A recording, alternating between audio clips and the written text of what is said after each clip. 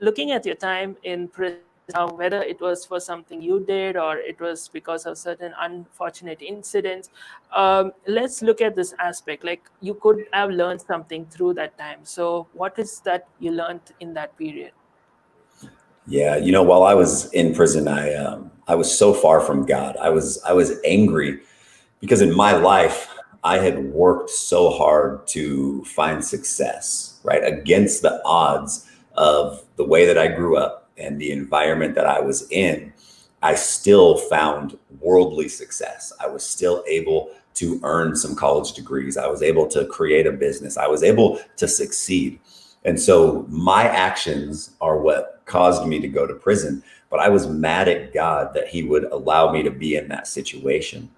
And so for 18 months, rather than like getting closer to God or reflecting, on my decisions, I had a victim mentality. The whole time I was in there, as if, he did this to me and I'm being punished, and life's not fair. And I was so filled with just anger and just I was mad.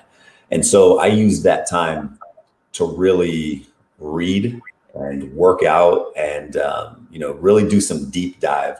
So what I did is I worked on childhood issues and traumas. I journaled, I took notes, I wrote. I did some healing, but it wasn't the lasting healing that only Jesus provides. It was healing based on this world. So the time wasn't wasted, but I believe that I could have spent it better had I known what God was going to do.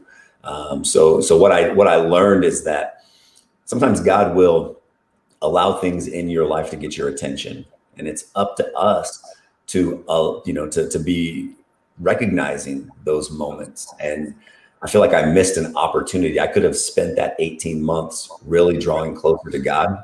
And I missed that opportunity, but because he's so good, he was able to turn my ashes into beauty. He still redeemed me. He still, got me through that time. But it taught me to be more cognizant and to recognize those moments when we look at, they might be tragedy, they might be trial, they might be obstacles, but in those moments, those are moments for us to actually draw closer to God and to really know his heart. And I believe I definitely missed out on that opportunity. There's another aspect to it, that when we go through that, we're so engulfed with the reality of the situation that sometimes only when we come out of it, we actually wish, oh my goodness, I could have done this or I could have done that, and things like that. Hey, I hope you were blessed by this video, and I really encourage you to subscribe to this channel to get more such content which will bless you, edify you, and help you live the life that God has for you as well.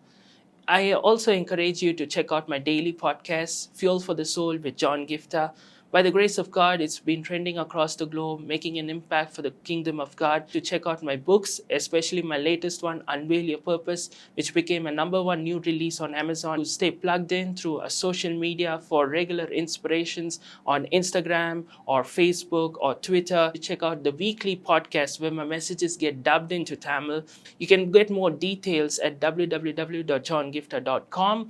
And also, if you have been blessed by this ministry and you would like more people to be blessed by the ministry, I encourage you to support us financially. If you're in India, you can support us through Google Pay or net banking, or if you're anywhere around the world, you can support us through PayPal, and all the details are in the description. And I hope you were blessed and you would stay plugged in, and I will see you back next time. God bless you.